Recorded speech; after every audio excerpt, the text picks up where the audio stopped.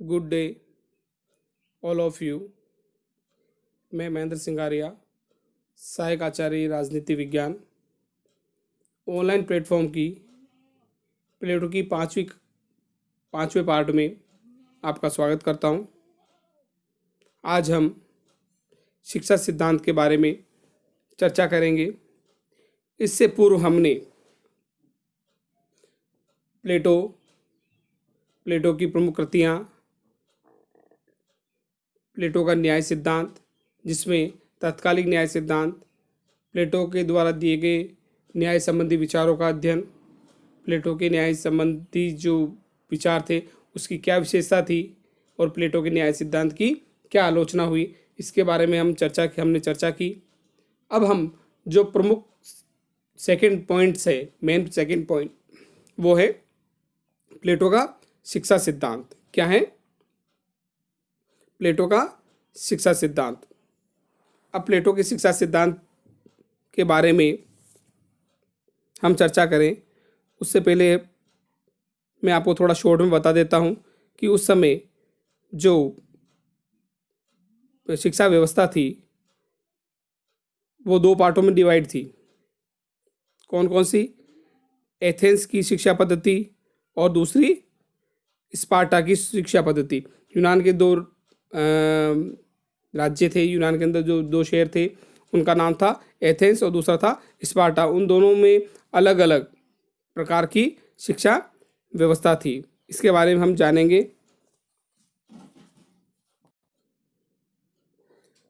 अब जो शिक्षा व्यवस्था थी उसके बारे में मैं आपको शॉर्ट से थोड़ा समझा दूं ताकि आपको इसे समझने में आसानी रहेगी। जो शिक्षा व्यवस्था थी उस समय प्रचलित शिक्षा पद्धति थी वो दो भागों में थी। कौन कौन सी बताई मैंने आपको? एथेंस की शिक्षा पद्धति, ठीक है, और दूसरी थी स्पार्टा की शिक्षा पद्धति। कौन कौन सी? एथेंस और स्पार्टा की शिक्षा पद्धति, ठीक है। तो एथेंस, अब हम सबसे पहले चलते हैं एथेंस की शिक्षा पद्धति के बारे में।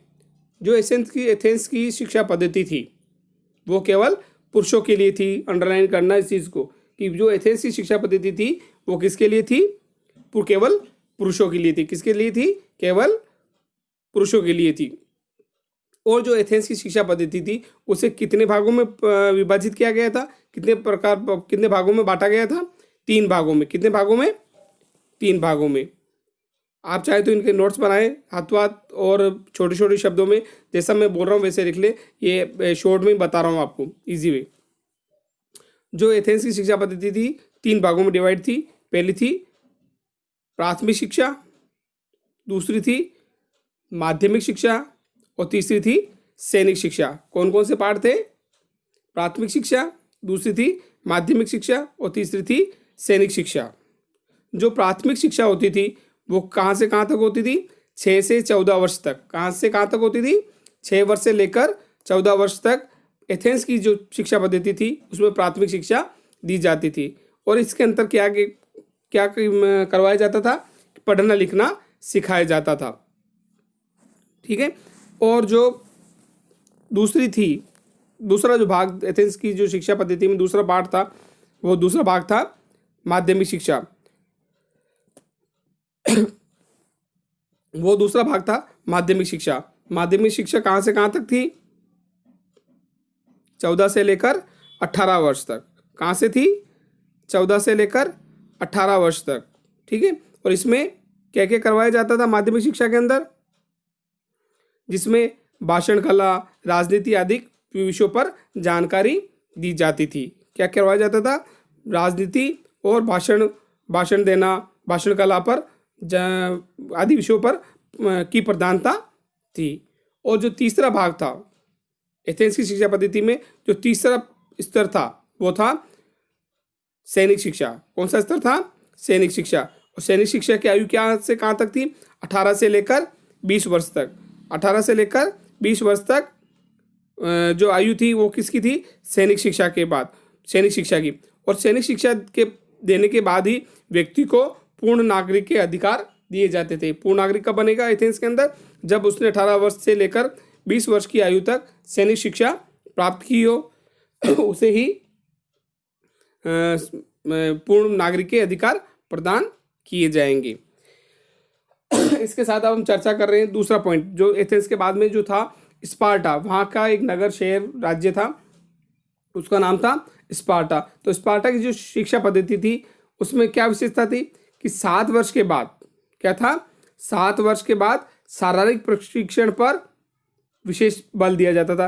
क्या किया जाता था कि 7 वर्ष की आयु के बाद उन व्यक्तियों को, उन जो बच्चे को उसके परिवार से लिया जाता था, और उसके जो संपूर्ण शिक्षा की व्यवस्था को कौन करता था, राज्य करता था। कौन करता था, राज्य करता था। और उसके शारीरिक प्रशिक्षण पर बल दिया जाता था, मतलब वो व्यक्ति सुदृढ़ बने, साहसी बने और अपने राज्य के लिए, राज्य की रक्षा के लिए लड़ सके। इसलिए सब स्पार्टा की जो शिक्षा पद्धति थी उस पर किसके बात पर बल दिया जाता था, शारीरिक शिक्षा पर। ठीक है, ये तो थी दोनों प्रकार की शिक्षा व्यवस्था। ठीक है, अब इसके बाद में वहाँ की जो प्रचलित व्यवस्था के बारे में अपन ने जाना कि एथेंस की शिक्षा पद्धति ये थी और स्पार्टा की शिक्षा पद्धति ये थी। लेकिन प्लेटो को ये जो शिक्षा व्यवस्था थी उसमें कुछ परिवर्तन किए। क्या परिवर्तन किए, उसमें परिवर्तन करके प्लेटो ने जो शिक्षा योजना दी तो उसके अंदर क्या था, प्लेटो की शिक्षा की अंतर योजना के अंदर कि प्लेटो ने शिक्षा योजना को 2 भागों में बांटा। कितने भागों में बांटा, 2 भागों में। पहली थी प्रारंभिक शिक्षा, कि कौन सी थी, पहली थी प्रारंभिक शिक्षा, जो किसके लिए थी, सभी व्यक्तियों के लिए थी, स्त्री और पुरुष दोनों के लिए। लेकिन आपको याद बता दूं, मैं वापस रिपीट कर रहा हूं कि एथेंस की शिक्षा पद्धति केवल किसके लिए थी, केवल पुरुषों के लिए थी। एथेंस की शिक्षा पद्धति किसके लिए थी, केवल पुरुषों के लिए थी। लेकिन जो प्लेटो ने शिक्षा योजना दी उसमें प्रारंभिक शिक्षा जो 6 से 20 वर्ष तक थी, कहाँ से कहाँ तक थी, 6 से लेकर 20 वर्ष तक। लेकिन एथेंस की शिक्षा पद्धति जिसमें प्राथमिक शिक्षा भी आ गई, माध्यमिक शिक्षा भी आ गई और सैनिक शिक्षा भी आ गई। 6 से लेकर 20 वर्ष तक 3 प्रकार की जो शिक्षा व्यवस्था थी एथेंस में, उसमें सभी प्रकार की व्यवस्था थी। लेकिन प्लेटो ने प्रारंभिक शिक्षा को कहाँ से कहाँ तक माना है, 6 से लेकर 20 वर्ष तक। ठीक है, और इसमें किन किन चीज़ों की प्रधानता थी, व्यायाम और संगीत प्रमुख विषय थे। क्या थे, व्यायाम, फिजिकल ट्रेनिंग है ना, व्यायाम और संगीत प्रमुख विषय थे। और जो दूसरी प्लेटो की जो शिक्षा योजना का जो दूसरा स्तर था या दूसरा पार्ट था वो थी उच्च शिक्षा। कितने भागों में बांटा प्लेटो ने शिक्षा योजना को, 2 भागों में, पहली प्रारंभिक शिक्षा और दूसरी उच्च शिक्षा। तो जो उच्च शिक्षा थी वो थी 20 वर्ष के बाद बौद्धिक व क्रियात्मक, क्या, जिसमें उसका बौद्धिक विकास, रीजनिंग और क्रियात्मक, क्रिएटिविटी, मतलब उसमें क्या है, क्रियात्मक जो सृजनात्मक जो गुण होंगे उनको विकसित करना था।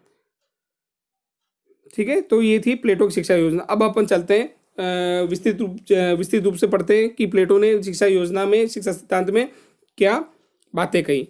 तो अपने जो आपकी स्लाइड है उसमें देखें थोड़ा कि शिक्षा सिद्धांत के बारे में अपन प्लेटो क्या बता रहा है। प्लेटो ने अपने ग्रंथ रिपब्लिक में संरक्षक वर्ग की शिक्षा पर इतने विस्तार से और ध्यानपूर्वक विचार किया है। रूसो के शब्दों में, रूसो ये पाश्चात्य राजनीतिक विचारक हैं जो आगे अपने जो 5वां या 6वां जो लेसन आएगा उसके अंदर रूसो का भी चैप्टर है। जीन जैक्स रूसो, उसका पूरा नाम है जीन जैक्स रूसो। रूसो के शब्दों में, इन्वर्टेड कोमा, रिपब्लिक राजनीति शास्त्र का ग्रंथ नहीं वरन शिक्षा पर कभी लिखा गया श्रेष्ठ ग्रंथ है। क्या लिखा है रूसो ने कि रिपब्लिक राजनीति शास्त्र का ग्रंथ नहीं वरन शिक्षा पर कभी भी लिखा गया सर्वश्रेष्ठ ग्रंथ है। अपन जो रिपब्लिक क्या है, प्लेटो की सर्वश्रेष्ठ कृति, सर्वश्रेष्ठ रचना रिपब्लिक, जिसे दोहरा शीर्षक भी प्राप्त था। दोहरा शीर्षक कौन कौन सा था बताएंगे आप, बीए वाले। इस तरह से इसका क्वेश्चन आ सकता है कि जो प्लेटो की कौन सी कृति जिसे दोहरा शीर्षक प्राप्त था, कौन सी रचना थी, वो रिपब्लिक थी। वो दोहरा शीर्षक कौन सा था, पहला था गणराज्य और उपशीर्षक में न्याय, जिसे दोहरा टाइटल और सब टाइटल, जिसे गणराज्य जिसे इंग्लिश में बोलते हैं रिपब्लिक, और जो दूसरा था सब टाइटल या उपशीर्षक वो क्या था, न्याय। प्लेटो की जो कृति रिपब्लिक थी उसे दोहरा शीर्षक प्राप्त था। आगे वास्तव में प्लेटो अपने राज्य का मूल आधार न्याय की प्राप्ति के लिए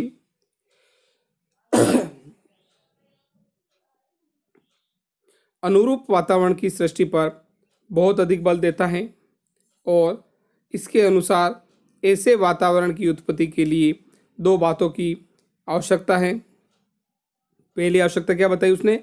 राज्य द्वारा सुनियंत्रित सुनियोजित शिक्षा प्रणाली, राज्य द्वारा नियंत्रित सुनियोजित शिक्षा प्रणाली। और दूसरी साम्यवादी सामाजिक व्यवस्था। क्या थी? साम्यवादी सामाजिक व्यवस्था। आगे इन पॉइंटों में हम आगे चर्चा करेंगे वापस।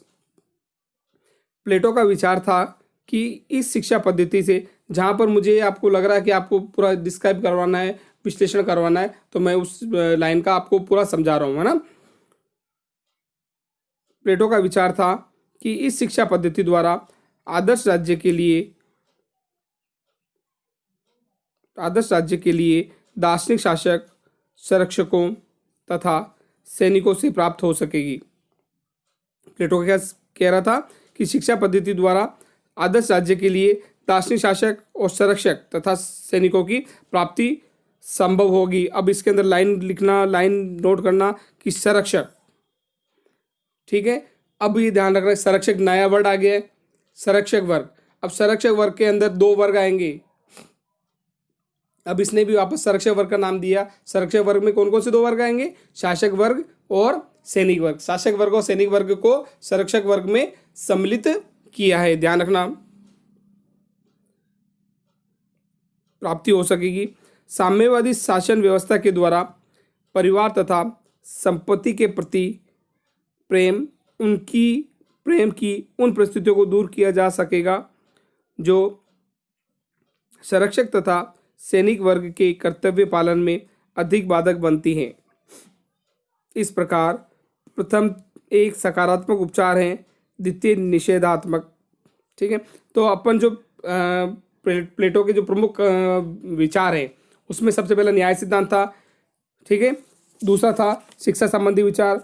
तीसरा अपन जो पढ़ेंगे साम्यवाद, ठीक है ना। तो उस साम्यवाद जो शब्द आया उसको अपन आगे क्लासों में लेंगे कि साम्यवाद में परिवार या स्त्रियों का साम्यवाद। कौन से साम्यवाद आएगा? साम्यवाद दो प्रकार के साम्यवाद आएंगे, जिसे परिवार या स्त्रियों का साम्यवाद कहा जाता है पहला, और दूसरा जो साम्यवाद आएगा संपत्ति का साम्यवाद। इसके बाद में हम जो चौथा पॉइंट आएगा प्लेटो का मुख्य बिंदु आदर्श राज्य के बारे में चर्चा करेंगे, और जो पांचवा बिंदु आएगा शासन प्रणालियों का वर्गीकरण, है ना। इन सभी पांचों बिंदुओं के बारे में इस चैप्टर में हम अध्ययन करेंगे।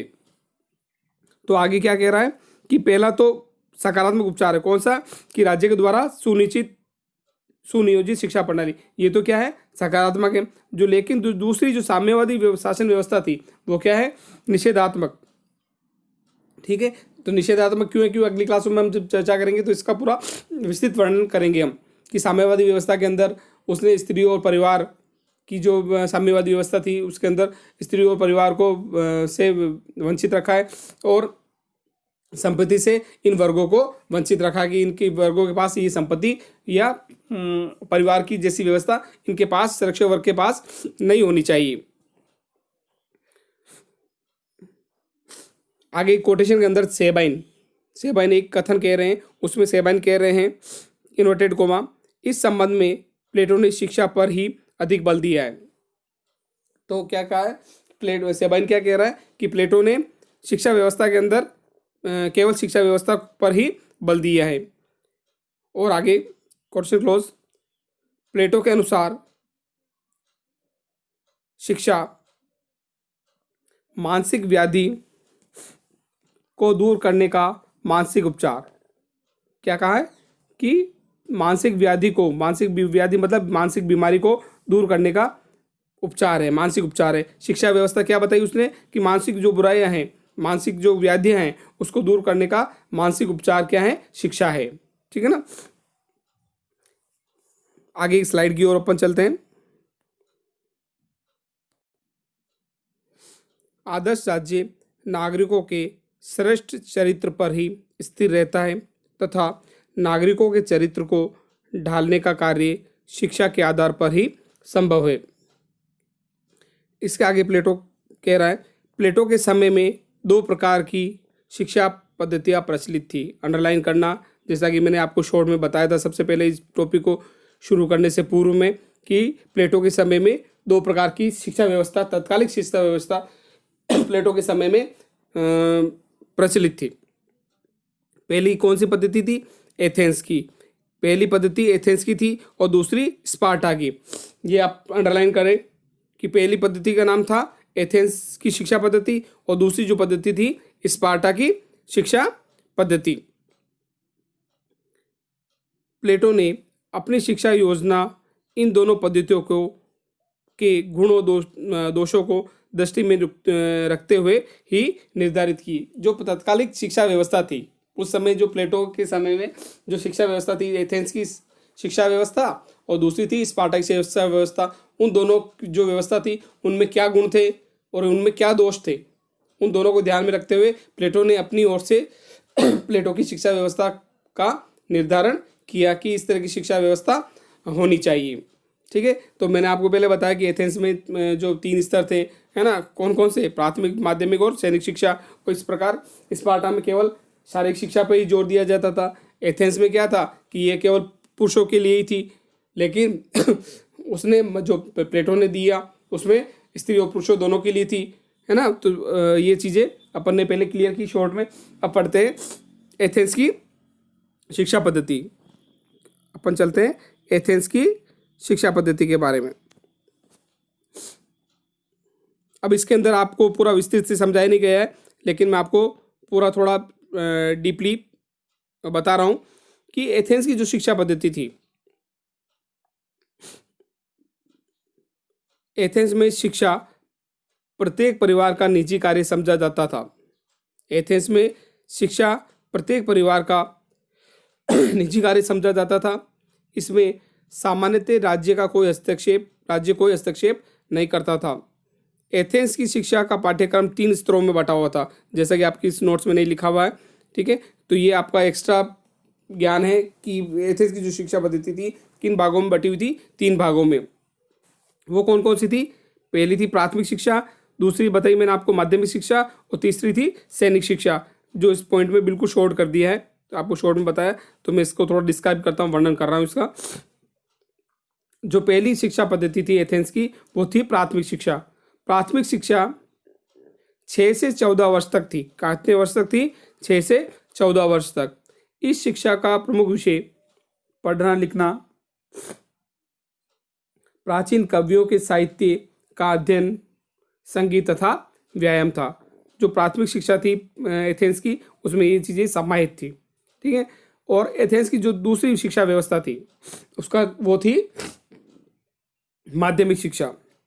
माध्यमिक शिक्षा धन देकर सोफिस्टों से प्राप्त की जाती थी, जिसमें अलंकार शास्त्र, भाषण कला, राजनीति आदि विषयों की प्रमुखता थी। ये शिक्षा 14 से 18 वर्ष तक होती थी। कितने से कितने वर्ष तक होती थी? 14 से लेकर 18 वर्ष तक इस शिक्षा का समय निर्धारित था। जो एथेंस की तीसरे स्तर की जो शिक्षा पद्धति थी वो थी सैनिक शिक्षा। कौन सी थी? सैनिक शिक्षा। शिक्षा का तृतीय स्तर 18-20 से 20 वर्ष तक की आयु तक था, जिसके अंतर्गत एथेंस के प्रत्येक युवक के लिए सैनिक शिक्षा प्राप्त करना अनिवार्य था। क्या था? एथेंस के प्रत्येक युवक के लिए सैनिक शिक्षा प्राप्त करना अनिवार्य था। सैनिक शिक्षा प्राप्त कर लेने के बाद ही व्यक्ति को पूर्ण नागरिक अधिकार प्रदान किए जाते थे। अब अंडरलाइन करना कि जो प्रमुख जो बिंदु हैं वो क्या है कि एथेंस की शिक्षा पद्धति व्यक्ति के शारीरिक, मानसिक और चारित्रिक, कौन कौन से? शारीरिक, मानसिक और चारित्रिक विकास के लिए उपयुक्त थी, किंतु इसमें शिक्षा देना राज्य का नहीं वरन परिवार का दायित्व होने के कारण यह शिक्षा राज्य की प्रकृति तथा उसकी आवश्यकताओं के प्रतिकूल थी। अंडरलाइन करना कि एथेंस की जो शिक्षा पद्धति थी वो शारीरिक, मानसिक और चारित्रिक तो थी, तीनों पद्धतियों में उपयुक्त थी, लेकिन उसमें शिक्षा देना राज्य का कर्तव्य नहीं था, वो क्या था, परिवार का निजी दायित्व था कि परिवार वाला व्यक्ति अगर चाहे तो वो शिक्षा दे या ना दे, राज्य उसमें हस्तक्षेप नहीं करता। इंपॉर्टेंट लाइन लिखना, उसमें अंडरलाइन करना। तो ये राज्य की प्रकृति और उसकी आवश्यकता के लिए प्रतिकूल थी। इससे अज्ञानी तथा निकम्मे प्रकार का राजनीतिक वर्ग का उदय होता था। इससे क्या होता था कि अज्ञानी, जिससे व्यक्ति क्या, जब राज्य इसमें हस्तक्षेप नहीं करेगा या राज्य शिक्षा व्यवस्था को संपादित नहीं करेगा तो वहाँ के व्यक्ति क्या होंगे, अज्ञानी या निकम्मे होंगे। ठीक है, तो जो अपनी लाइन आपने पढ़ी है वो को सेम इसमें लिखा है कि जो शिक्षा व्यवस्था जब राज्य नहीं दे रहा है, व्यक्ति का निजी उत्तरदायित्व है, निजी कर्तव्य है, तो वहाँ की शिक्षा व्यवस्था समुचित नहीं हो सकती। अब हम तक चलते हैं जो उस समय की जो प्रचलित व्यवस्था थी, दूसरी व्यवस्था स्पार्टा की शिक्षा पद्धति। क्या दूसरी क्या थी, स्पार्टा की शिक्षा पद्धति। उसमें हम चलते हैं, क्या कह रहा है स्पार्टा की शिक्षा पद्धति में।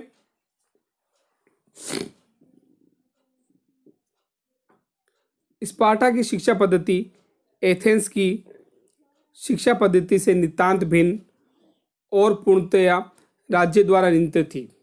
ये बिल्कुल विपरीत हो गई एक तरह से, किसकी, एथेंस की शिक्षा पद्धति थे। ठीक है, कि एथेंस की शिक्षा पद्धति क्या थी, राज्य द्वारा नियंत्रित नहीं थी, राज्य उस पर कोई हस्तक्षेप नहीं करता था। वो किसके द्वारा थी कि परिवार द्वारा या निजी परिवार का दायित्व निजी होने के कारण उसमें परिवार चाहे तो उसे शिक्षा दे या ना दे। लेकिन क्या था, स्पार्टा की शिक्षा पद्धति एथेंस की शिक्षा पद्धति से नितांत भिन्न और वो क्या थी, पूर्णतया राज्य द्वारा नियंत्रित थी। स्पार्टा की शिक्षा पद्धति किसके द्वारा नियंत्रित थी, राज्य के द्वारा, कि राज्य द्वारा शिक्षा दी जाती थी। स्पार्टा चारों ओर से विरोधी राज्यों से घिरा होने के कारण सदैव ही आक्रमण के भय से ग्रस्त होने के कारण इसमें कठोर सैनिक प्रशिक्षण की व्यवस्था प्रचलित थी। ठीक है, तो ये क्या कह रहा है अपनी लाइन में आगे कि स्पार्टा जो था शहर या राज्य, ठीक है, वो क्या था, चारों ओर अपने शत्रुओं से या विरोधी राज्यों से घिरा होने के कारण उसे किसका डर रहता था कि यहाँ पर हमेशा कभी भी आक्रमण हो सकता है। तो उससे वो क्या करता था कि लोगों को वहाँ पर सबसे ज़्यादा किस शिक्षा व्यवस्था पर जोर देता था स्पार्टा, शारीरिक शिक्षा पर। किस पे जोर देता था, शारीरिक शिक्षा पर। लेकिन एथेंस में क्या था, मानसिक, शारीरिक और चारित्रिक तीनों व्यवस्थाएं थी। उसमें शारीरिक विकास भी किया जाता था, मानसिक विकास भी पर जोर दिया जाता था और चारित्रिक विकास पर भी जोर दिया जाता था। लेकिन स्पार्टा की शिक्षा व्यवस्था में सबसे ज़्यादा प्रमुखता किसकी थी, शारीरिक शिक्षा की। तो उसमें क्या था, कठोर सैनिक प्रशिक्षण की व्यवस्था प्रचलित थी। स्त्रियों के लिए भी शारीरिक शिक्षा अनिवार्य थी। अंडरलाइन करना कि स्त्रियों के लिए भी शारीरिक शिक्षा अनिवार्य थी। लेकिन एथेंस की जो शिक्षा पद्धति थी केवल किसके लिए थी, केवल और केवल पुरुषों के लिए थी। लेकिन स्पार्टा की शिक्षा व्यवस्था स्त्री के साथ, पुरुषों के साथ साथ स्त्रियों के लिए भी अनिवार्य थी। किसके लिए थी अनिवार्य, स्त्रियों के लिए, कि स्त्री भी शारीरिक शिक्षा प्राप्त करे जिससे उनकी संतान बलवान और हष्टपुष्ट हो। स्त्री को शारीरिक शिक्षा देने का उनका उद्देश्य क्या था कि उनसे जो प्राप्त संतान हो वो बलवान और हष्टपुष्ट हो। स्पार्टा के बच्चों को 7 वर्ष की आयु में उनके परिवार से ले लिया जाता था और राज्य के अधिकारी उनकी संपूर्ण शिक्षा की व्यवस्था करते थे। जैसा कि मैंने इस टॉपिक के शुरू में बताया आपको, स्पार्टा की जो शिक्षा व्यवस्था थी 7 वर्ष के बाद शारीरिक प्रशिक्षण पर जोर दिया जाता था। किस पे जोर दिया जाता था, 7 वर्ष के बाद में शारीरिक शिक्षण, जिसमें पुरुषों के साथ साथ स्त्रियों को भी शारीरिक प्रशिक्षण दिया जाता था। और इसकी संपूर्ण व्यवस्था कौन करता था, राज्य करता था, है ना। आगे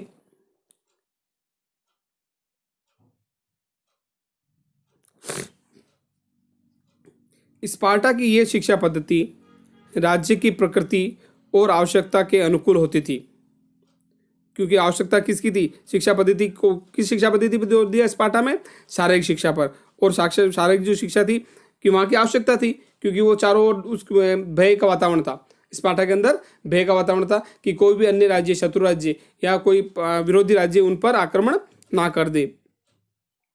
किंतु इसका पाठ्यक्रम संकुचित था। संकुचित मतलब शॉर्ट, बिल्कुल छोटा सा पाठ्यक्रम था। वहाँ शारीरिक प्रशिक्षण की व्यवस्था तो श्रेष्ठ थी, किंतु मानसिक और बौद्धिक प्रशिक्षण उपेक्षित था। वहाँ शारीरिक शिक्षा पर तो की प्रधानता थी, लेकिन वहाँ की मानसिक और बौद्धिक और शारीरिक जो शिक्षा थी वो बिल्कुल उपेक्षित थी, मतलब उन पर विशेष ध्यान नहीं दिया जाता था।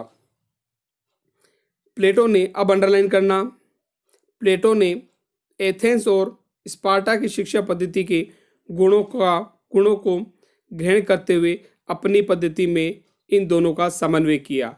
अब अपन जो प्लेटो ने शिक्षा व्यवस्था दी, प्लेटो ने अपनी शिक्षा व्यवस्था पे जो विचार रखे, वो विचार वहाँ की जो शिक्षा व्यवस्था, जो पद्धतियाँ थी एथेंस की और दूसरी स्पार्टा की, जहाँ हमने जाना कि एथेंस को उस समय जो शिक्षा व्यवस्था थी उसको 3 भागों में बांट दिया। एथेंस में जो व्यवस्था थी केवल पुरुषों के लिए थी, लेकिन स्पार्टा की जो व्यवस्था थी वो केवल स्त्रियों के साथ साथ पुरुषों के साथ साथ स्त्रियों को भी थी। और वहाँ पर स्पार्टा के अंदर प्रमुख विषय तो जो था शारीरिक प्रशिक्षण था, लेकिन एथेंस की जो शिक्षा व्यवस्था थी वहाँ पर शारीरिक के साथ साथ मानसिक, चारित्रिक और बौद्धिक जो अन्य विषय थे उन पर भी जोर दिया जाता था। तो प्लेटो ने उस समय की दोनों व्यवस्था का अध्ययन किया और उन दोनों को व्यवस्थाओं में जो उनके गुण थे और उन क्या दोष थे उनको ध्यान में रखते हुए अपनी शिक्षा व्यवस्था के बारे में बताया। अब हम आगे चलते हैं कि प्लेटो ने अपनी शिक्षा व्यवस्था में क्या बताया, कि प्लेटो की शिक्षा योजना क्या थी।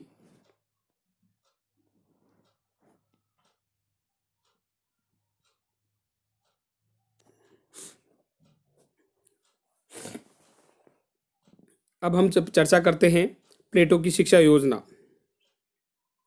प्लेटो क्या कह रहा है शिक्षा योजना के बारे में। जैसा कि मैंने आपको पहले भी जो चैप्टर था उसको शॉर्ट में पहले बता दिया कि प्लेटो ने अपनी शिक्षा योजना को 2 भागों में बांट दिया। कितने भाग में? 2 भाग। कौन कौन से? प्रारंभिक शिक्षा और दूसरा उच्च शिक्षा। ठीक है, जो प्रारंभिक शिक्षा थी कहाँ से कहाँ तक थी? 6 से 20 वर्ष की आयु तक, जहाँ पर व्यायाम और संगीत उनके प्रमुख विषय थे। और जो शिक्षा व्यवस्था थी स्त्री और पुरुषों दोनों के लिए थी। किन के लिए थी? सभी व्यक्तियों के लिए, जिसमें स्त्री और पुरुष दोनों ही सम्मिलित थे। इसके साथ साथ जो दूसरा चरण उसने बताया उच्च शिक्षा। उच्च शिक्षा में क्या था कि 20 वर्ष की आयु के बाद बौद्धिक व क्रियात्मक शिक्षा पर जोर देना। किसमें? बौद्धिक व क्रियात्मक शिक्षा पर जोर देना। तो चलते हैं हम प्लेटो की शिक्षा योजना कि प्लेटो क्या कह रहा है। अपने स्लाइड में देखिए आप कि प्लेटो की शिक्षा योजना में आगे लिखा है, प्लेटो की पद्धति के अंतर्गत शिक्षा व्यक्ति के जीवन की अनवरत प्रक्रिया है। अनवरत मतलब रेगुलर चलने वाली, अनवरत मतलब बिना रुके, जीवन की अनवरत प्रक्रिया है।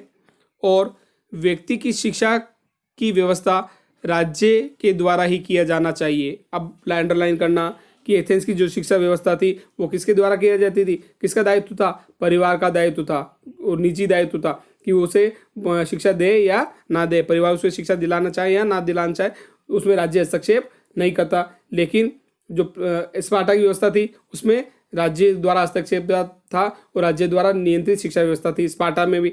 और प्लेटो ने भी स्पार्टा की जो व्यवस्था थी उसको ग्रहण किया। ठीक है, और स्पार्टा में स्त्री और पुरुषों दोनों को शिक्षा की व्यवस्था थी, लेकिन एथेंस में केवल पुरुषों को शिक्षा दी जाती थी। ठीक है, तो इसमें क्या है कि व्यक्ति की शिक्षा की व्यवस्था राज्य के द्वारा ही की जानी चाहिए। इस पद्धति के अंतर्गत शिक्षा का उद्देश्य व्यक्ति के संपूर्ण व्यक्तित्व का विकास करना है। प्लेटो का जो उद्देश्य था शिक्षा का वो क्या था? व्यक्ति के संपूर्ण व्यक्तित्व का विकास करना। व्यक्ति के संपूर्ण व्यक्तित्व का अर्थ क्या है? जिसमें शारीरिक शिक्षा भी दी जाए, मानसिक शिक्षा भी दी जाए, चारित्रिक शिक्षा भी दी जाए, बौद्धिक शिक्षा भी दी जाए, सभी प्रकार की शिक्षा का समृद्ध मिश्रण हो। उसे क्या होगा कि व्यक्ति का समग्र विकास या संपूर्ण व्यक्तित्व का विकास होगा। प्लेटो ने अपनी शिक्षा योजना को 2 भागों में बांटा है। मैंने जैसा बताया कि प्लेटो ने अपनी शिक्षा योजना को कितने भागों में बांटा है? 2 भागों में। कौन कौन से भाग? प्रारंभिक शिक्षा तथा दूसरा उच्च शिक्षा। कौन कौन सी? प्रारंभिक शिक्षा और उच्च शिक्षा। जैसा मैं आपको अंडरलाइन कर देता हूं मैं उस पर,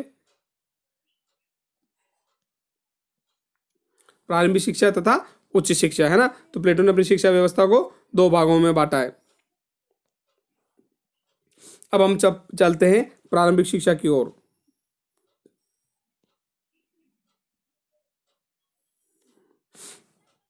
प्लेटो प्रारंभिक शिक्षा के बारे में क्या कह रहा है? प्रारंभिक शिक्षा सभी बच्चों के लिए अनिवार्य रखी गई है। प्रारंभिक शिक्षा सभी बच्चों के लिए अनिवार्य रखी गई है। यह शिक्षा 6 से 20 वर्ष की उम्र तक चलती है। शिक्षा का उद्देश्य भावनाओं और संवेगों को संतुलित कर चरित्र निर्माण करना है। जैसा कि मैंने आपको बताया कि जो प्लेटो की प्रारंभिक शिक्षा थी कि कहाँ से कहाँ तक थी, 6 से लेकर 20 वर्ष की उम्र तक। तो उसमें क्या, उसका उद्देश्य क्या था कि जो उस वर्ष में जो इस समय काल में जो उनकी भावनाएं 6 से 20 वर्ष की उम्र में जो भावना और संवेग जो होते हैं उसे संतुलित करके उनका क्या करना है? चारित्रिक निर्माण करना है। और ये सभी के लिए अनिवार्य थी, सभी बच्चों के लिए अनिवार्य थी। वे शिक्षा उत्साह को बढ़ाती है जो सैनिक का गुण होता है और व्यक्तियों को सैनिक कार्य के उपयुक्त बनाती है।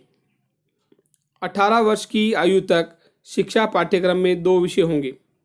जैसा कि मैंने आपको बताया कि शिक्षा पाठ्यक्रम में जो 18 वर्ष तक की जो आयु थी उसमें 2 विषय होंगे। कौन कौन से? व्यायाम और संगीत। अंडरलाइन करना, जब मैं आपको अंडरलाइन करके बता देता हूँ। 18 वर्ष की आयु तक शिक्षा पाठ्यक्रम में 2 विषय होंगे। कौन कौन से? व्यायाम और संगीत।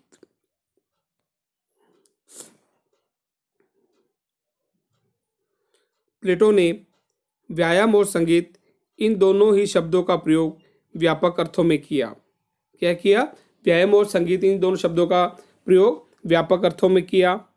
व्यायाम का अर्थ केवल शारीरिक कसरत ही नहीं वरन शारीरिक विकास के साथ सहिष्णुता, साहस और वीरता के मानसिक गुण विकसित कर चारित्रिक विकास का मार्ग प्रशस्त करना है। क्या कह रहा है? व्यायाम के अंदर व्यायाम का अर्थ क्या है? शारीरिक विकास ही नहीं, साथ साथ क्या है? शारीरिक विकास के साथ साथ सहिष्णुता, टॉलरेंस, साहस, करेज, वीरता, विक्ट्री के मानसिक गुण विकसित कर चारित्रिक विकास का मार्ग प्रशस्त करना है। उसमें के साथ साथ ये चीज़ें भी उनमें दी गई थी प्रारंभिक शिक्षा के अंदर प्लेटो के अनुसार। इसमें जो एक राजनीतिक विचारक था बार्कर, उसने क्या कहा? बार्कर ने लिखा है कि व्यायाम मस्तिष्क के लिए शरीर को शिक्षित करता है। इसके साथ व्यक्ति में सहनशीलता एवं साहस के गुणों का विकास कराया जा सकता है। क्या कह रहा है कि व्यायाम से क्या है कि शरीर को शिक्षित करना है कि बॉडी सही रहेगी तो व्यक्ति स्वस्थ। एक कहावत है अपने भी कि स्वस्थ शरीर में स्वस्थ मस्तिष्क निवास करता है। अगर व्यक्ति का शरीर स्वस्थ रहेगा तो उसमें स्वस्थ मस्तिष्क निवास करेगा और उनमें सभी गुणों का, जिसमें आप मानसिक और चारित्रिक अन्य गुण भी विद्यमान रहेंगे।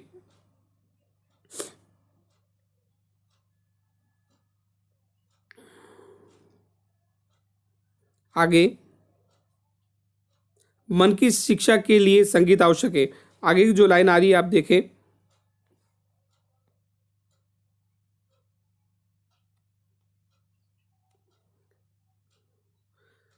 मन की शिक्षा के लिए संगीत आवश्यक है। बार्कर इसमें अपने कथन कह रहा है कि इन्वर्टेड कोमा में, संगीत मन के सामान्य प्रशिक्षण का मार्ग है। संगीत मन के सामान्य प्रशिक्षण का मार्ग है। अंडरलाइन करना, इन्वर्टेड कोमा क्लोज। आप भी देखते हैं कि जब शरीर को पुष्ट करना होता है तो हम व्यायाम का सहारा लेते हैं, पर लेकिन अगर हमें दुखों का और टेंशन को दूर करना होता है तो हम किसका सहारा लेते हैं? संगीत का, म्यूजिक का, है ना। आप लोग भी अपने दैनिक दिनचर्या में ये चीज़ करते होंगे कि आप जब कब टेंशन में होते हो तो आप क्या करते हैं? चाहे शेर सुने कोई भी किसी भी तरह का सॉन्ग सुने, सैड सॉन्ग हुए, रोमांटिक सॉन्ग हुए, आप जो आपको ओल्ड सॉन्ग हुए, न्यू सॉन्ग हुए, है ना, तो जो आपकी चॉइस है उस प्रकार का आप संगीत सुनते हो तो अपने क्या करते हो, टेंशन से मुक्ति प्राप्त कर लेते हो। संगीत भावनाओं को पुरस्कृत करता है और बुद्धि की सुप्त शक्तियों को जागृत करता है। संगीत शब्द का प्रयोग भी प्लेटो ने व्यापक अर्थ में किया। अंडरलाइन करना, संगीत शब्द का प्रयोग भी प्लेटो ने व्यापक अर्थ में किया। इसके अंतर्गत नृत्य, संगीत, कविता पाठ वे सभी प्रकार की ललित कलाएं भी सम्मिलित हैं। क्या कहा, संगीत शब्द का प्रयोग क्या किया, मैं इसको अंडरलाइन करता हूं कि संगीत शब्द का प्रयोग प्लेटो ने व्यापक अर्थों में किया। नृत्य, संगीत, कविता पाठ सभी ललित कविताएं सम्मिलित हैं, है ना, इसको ध्यान से करें, ललित कलाएं सम्मिलित है।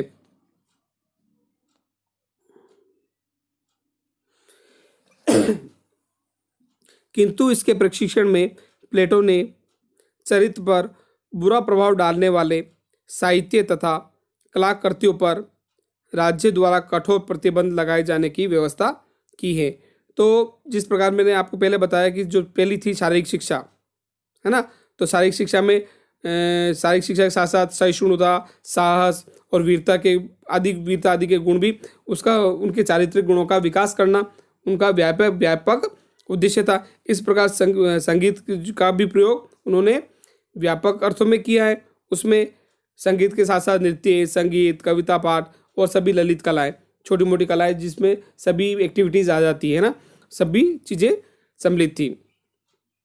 किंतु इसके प्रशिक्षण में प्लेटो ने चरित्र पर बुरा प्रभाव डालने वाले साहित्य तथा कलाकृतियों पर राज्य द्वारा कठोर प्रतिबंध लगाए जाने की व्यवस्था भी की है।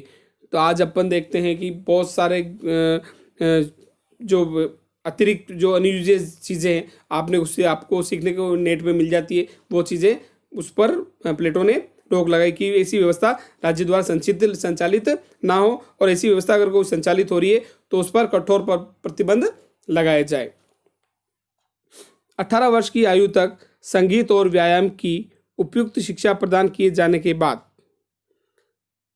18 से 20 वर्ष की आयु तक साहस, आत्मनियंत्रण और अनुशासन की प्रवृत्ति को बढ़ाने के लिए शिक्षा व्यवस्था होगी। जैसा कि हमने एथेंस की शिक्षा व्यवस्था भी देखी, जिसमें 18 से 20 वर्ष की आयु में क्या होता था, सैनिक शिक्षा दी जाती थी, है ना। उसी प्रकार उसी को ही कॉपी प्लेटो ने किया। क्या किया कि 18 से 20 वर्ष की आयु में साहस, आत्मनियंत्रण और अनुशासन की प्रवृत्ति को बढ़ाने के लिए सैनिक शिक्षा होगी। तो एक तरह से देखा जाए तो प्रारंभिक शिक्षा को प्लेटो ने 2 भागों में बांट दिया। एक तो 6 वर्ष से 18 वर्ष और 18 से 20 वर्ष, है ना, उसमें सैनिक शिक्षा भी होगी जैसा कि एथेंस की शिक्षा पद्धति में होता था। अब अपन चलते हैं सेकंड पॉइंट,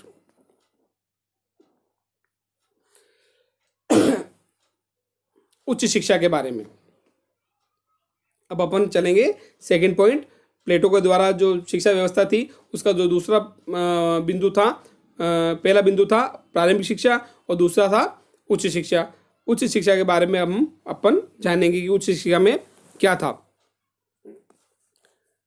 प्लेटो की योजना के अंतर्गत प्राथमिक शिक्षा की व्यवस्था सभी के लिए, किंतु उच्च शिक्षा की व्यवस्था केवल कुछ प्रतिभा संपन्न व्यक्तियों के लिए ही थी। प्लेटो की योजना के अंतर्गत प्राथमिक शिक्षा की व्यवस्था सभी के लिए, किंतु उच्च शिक्षा की व्यवस्था केवल कुछ प्रतिभा संपन्न व्यक्तियों के लिए थी। अंडरलाइन करना इस चीज़ को, प्राथमिक शिक्षा जो थी सभी के लिए थी, लेकिन उच्च शिक्षा कुल जो प्रतिभाशाली व्यक्ति थे, जिसमें आईक्यू अच्छा था या टैलेंट था, वो व्यक्ति ही उच्च शिक्षा प्राप्त कर सकते थे। प्राथमिक शिक्षा थी 6 से 18 वर्ष तक, और 18 से 20 वर्ष तक जो सैनिक व्यवस्था थी, ठीक है। उसके बाद 20 वर्ष की आयु के तक प्रारंभिक शिक्षा प्रदान किए जाने के बाद युवकों की बौद्धिक और क्रियात्मक परीक्षा लेने की व्यवस्था की गई थी। जो 20 वर्ष की आयु जिन्होंने प्राप्त कर ली, जिन्होंने सैनिक शिक्षा ले ली, उसके बाद रीजनिंग और क्रिएटिविटी को जांचने के लिए एक परीक्षा का आयोजन करवाना था कि इसमें अपने भी टेस्ट होते हैं कि अगली क्लास में जाने के लिए कोई परीक्षा पास करनी होती है। उसी प्रकार एक परीक्षा की व्यवस्था की गई थी 20 वर्ष की आयु के बाद जिन्होंने प्राथमिक शिक्षा पूर्ण कर ली है। इस अंडरलाइन करना, इस परीक्षा में उत्तीर्ण होने वाले व्यक्ति देश के सैनिक और उत्पादक वर्ग का निर्माण करेंगे। अंडरलाइन करना, जो व्यक्ति जिन्होंने प्रारंभिक शिक्षा प्राप्त कर ली और अगली परीक्षा देने के लिए, अगली क्लास में जाने के लिए जो एक परीक्षा देंगे, अगर वो उस परीक्षा में बौद्धिक और क्रियात्मक परीक्षा होगी जिसमें अगर वो पास हो गए तो वो शासक वर्ग के रूप में आगे प्रवेश करेंगे, और जो अनुत्तीर्ण या असफल हो गए वो व्यक्ति क्या करेंगे, अनुत्तीर्ण व्यक्ति देश के सैनिक और उत्पादक वर्ग का निर्माण करेंगे। मतलब जो समाज में 3 वर्ग थे, कौन कौन से, शासक वर्ग, सैनिक वर्ग और उत्पादक वर्ग। जो अनुत्तीर्ण हो गए, जो उत्तीर्ण हो गए वो तो शासक वर्ग में जाएंगे, और जो अनुत्तीर्ण हुए वो किस में जाएंगे, सैनिक वर्ग और उत्पादक वर्ग में। वे कृषक जो असफल रहेंगे वो क्या क्या कार्य करेंगे, वे कृषक, मजदूर, व्यापारी और शिल्पी के रूप में कार्य करेंगे। और उसके साथ ही बताया है कि परीक्षा में उत्तीर्ण व्यक्ति, नेक्स्ट स्लाइड की ओर चलते हैं अपन, शिल्पी के रूप में कार्य करेंगे।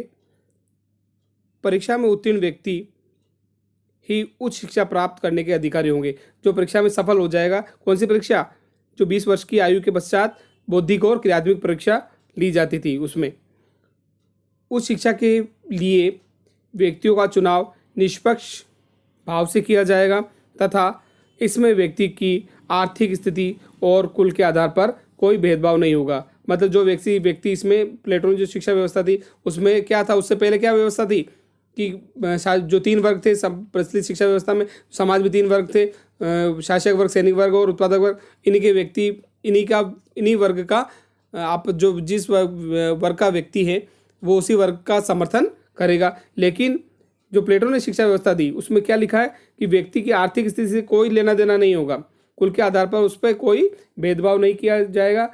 जो व्यक्ति इस परीक्षा को पास कर लेगा वो भी शासक वर्ग में आ सकता है। ये शिक्षा राज्य के शासक या संरक्षक वर्ग के लिए हैं और इसमें स्त्री व पुरुष दोनों ही भाग ले सकेंगे। अंडरलाइन करना कि मैंने जैसा बताया कि संरक्षक वर्ग जिसमें शासक और सैनिक वर्ग और स्त्री और पुरुष दोनों ही भाग ले सकेंगे। इसके पाठ्यक्रम के अंतर्गत गणित, नीतिशास्त्र, ज्योमेट्री, नीतिशास्त्र, ज्योतिष और दर्शन शास्त्र का अध्ययन रखा गया है।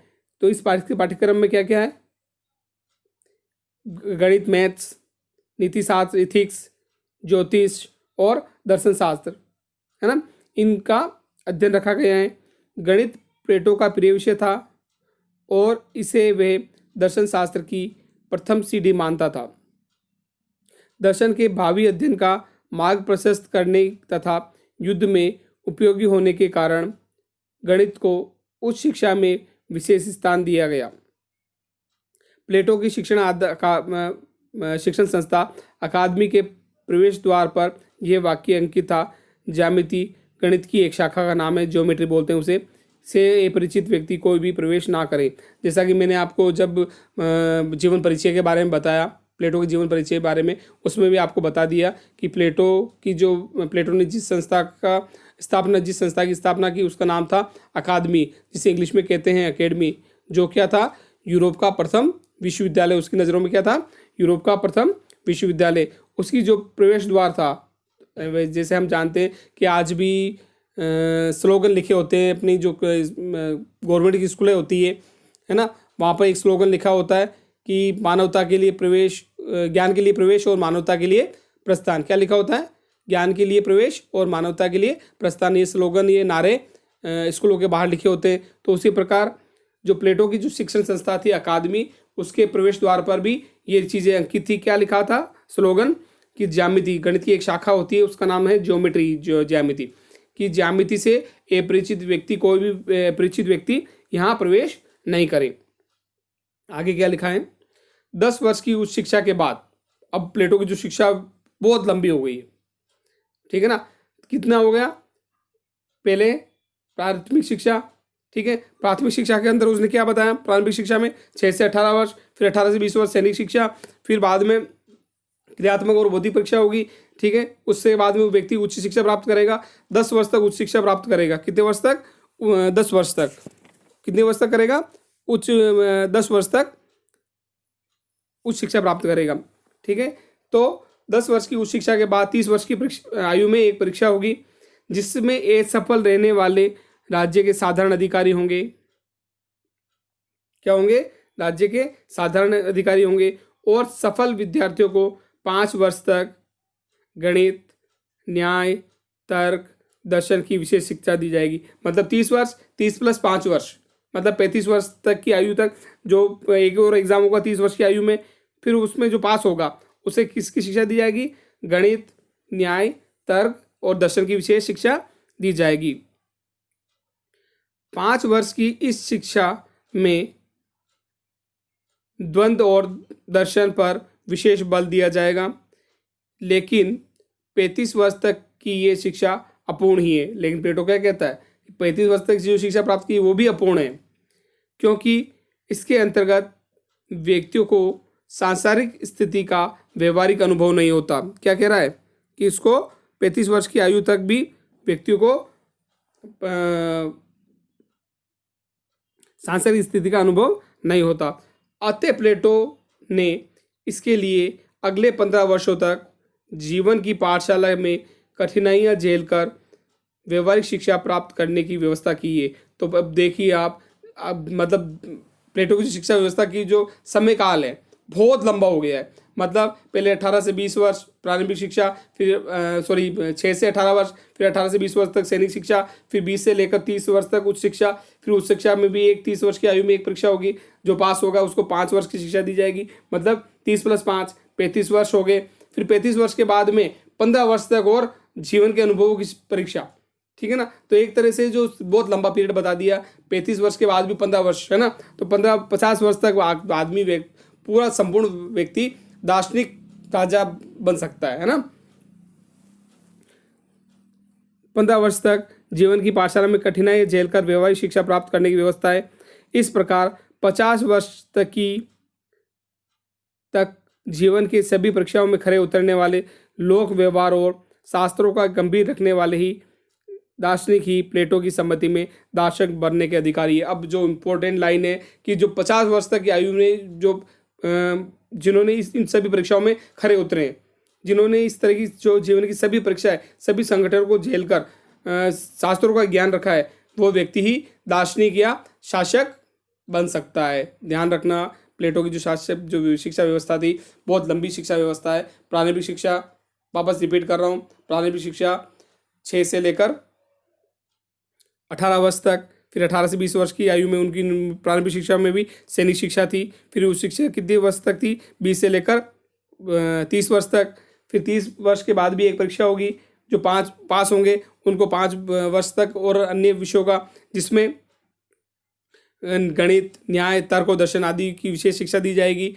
फिर बाद में 35 वर्ष की आयु के पश्चात 15 साल तक जीवन की जो कठिनाई है, ठीक है, उनकी परीक्षाओं में खरा उतरना है। और 50 साल की आयु के बाद जो व्यक्ति इन सब से मेच्योर और अनुभव रखेगा, वो व्यक्ति दार्शनिक ही राजा या शासक बनेगा।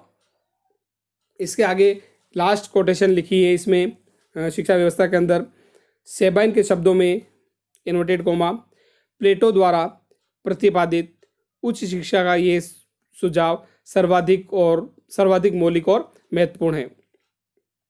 सेबाइन कहता है कि प्लेटो द्वारा उच्च शिक्षा का जो ये सुझाव है वो सर्वाधिक मौलिक और मूल और महत्वपूर्ण इंपॉर्टेंट है ना। तो इन्वर्टेड कोमा क्लोज। इसके साथ ये हो गई, हमने वहाँ की जो प्लेटो की शिक्षा व्यवस्था के साथ साथ वहाँ की तत्कालीन एथेंस और स्पार्टा की शिक्षा व्यवस्था के बारे में हमने जाना। अब हम अगले टॉपिक के अंदर प्लेटो की शिक्षा पद्धति की क्या विशेषता थी, या प्लेटो की शिक्षा जो व्यवस्था थी उसकी क्या विशेषता थी, इनके बारे में हम जानेंगे। ठीक है, ओके, थैंक्स।